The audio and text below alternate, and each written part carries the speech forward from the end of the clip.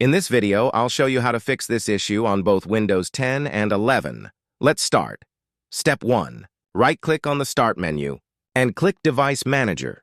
Once it opens, click on View at the top and make sure Show Hidden Devices is checked.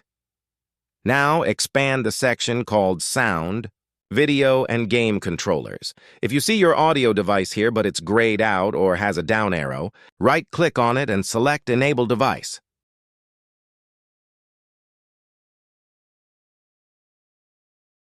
If your sound still doesn't work, open Run by pressing Windows +R type services.msc and hit Enter. Now, in the Services window, find these 3 services on display. Right-click on each one, go to Properties, and set Startup Type to Automatic. If any service is stopped, click Start, then Apply, and OK. Now, let's repair broken registry audio configurations. Press Windows +R again, type Reget It, and press Enter to open the registry editor.